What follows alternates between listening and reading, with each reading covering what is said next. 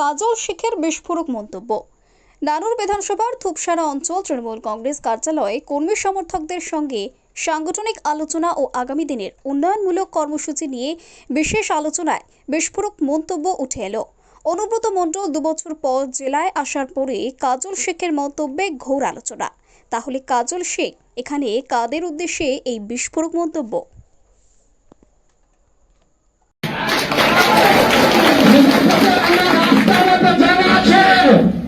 রাজ্য নেতৃত্বের কাছে সব খবর প্রতিটি মুহূর্তে পৌঁছাচ্ছে। রাজ্য নেতৃত্ব সেই যে নির্দেশ দেবে সেভাবে আগামী দিনে আমরা চলব। আবার বলছি, অনেক ঘাটের জল কিন্তু পেটে আছে, পাঙ্গা নিতে এসো না। আমি চুল করে বসে নাই, কারণ লড়াই সংগ্রামের মধ্যে দিয়ে এই জায়গাটা এসেছে। সুতরাং সকলকে বলবো, সংঘবদ্ধ হয়ে চলো, একত্রিত হয়ে চলো। লড়াই সংগ্রামের দিন শেষ হয়ে গেছে।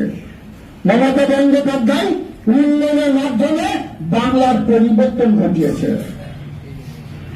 2024 নির্বাচনে নানুর বিধানসভা থেকে 82,210 ভোটের যে লিড তৃণমূল কংগ্রেসের আমার সৈনিকেরা দিয়েছে, আমার ভাইরা দিয়েছে, আমার মায়েরা বোনেরা ভোট দিয়েছে। এর আগে কোনদিন এই লিড ছিল না। এই প্রথম 82,210 ভোটের ব্যবধানে বিরোধী আমরা পরাজিত করেছি, নাস্তা নাবুদ করেছি।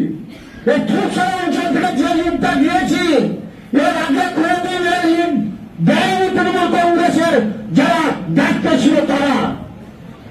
কেন লিড দেয়নি? মানুষ কেন ভোট দেয়নি? তাদের চলার পথ খারাপ ছিল। মমতা বন্দ্যোপাধ্যায়, অভিষেক বন্দ্যোপাধ্যায়কে যাতে মানুষ ভোট দেয়, মমতা বন্দ্যোপাধ্যায় যে 84টা প্রকল্প চালু করেছে, সেই প্রকল্পগুলোকে সঠিকভাবে বাস্তবায়িত করতে পারেনি।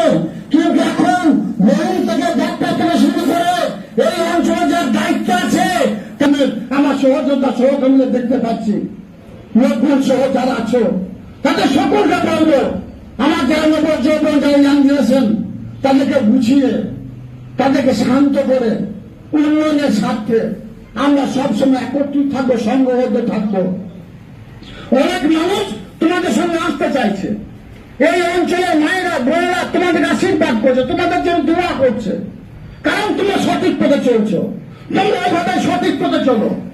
এই অঞ্চলের উন্নয়নের জন্য আমাদের মাননীয় মুখ্যমন্ত্রী মমতা বন্দ্যোপাধ্যায় এবং যুবরাজ অভিষেক বন্দ্যোপাধ্যায় আমাকে একটা গ্রাম থেকে তুলে নিয়ে গিয়ে বীরভূম জেলা সভাধিপতি আসনে বসিয়েছে। এটা জীবনে কখনো ভাবতেও পারিনি। আমার জীবনে সব থেকে বড় পাওনা, আমাদের জীবনে সব থেকে বড় পাওনা। এই নানুর বিধানসভার মানুষ যে 1998 সাল থেকে যে লড়াই করেছে, সেই লড়াইয়ের প্রতিদান হিসাবে পেয়েছি।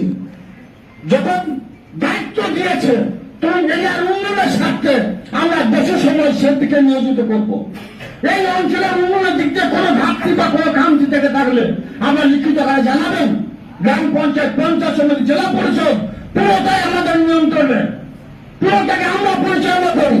সর্বতই কে কোথা কি বললো, কে কি বলছে, কে কি করছে, সেদিকে কর্ণপাত করবেন না। উন্নয়নের স্বার্থে সকলে একত্রিত হয়ে মমতা বন্দ্যোপাধ্যায়, অভিষেক বন্দ্যোপাধ্যায়ের হাতকে শক্ত করার চেষ্টা করুন। কোন সময়ের জন্য কাউকে দূরে সরিয়ে দেবেন না, সকলকে কাছে টানার চেষ্টা করুন। আমরা সকলে ভাই ভাই হিসাবে হিন্দু, মুসলমান, শিখ, খ্রিস্টান, ইসাই একসঙ্গে লড়াই করবো। আমাদের মধ্যে কোন উচ্চ নিচের ভেদাভেদ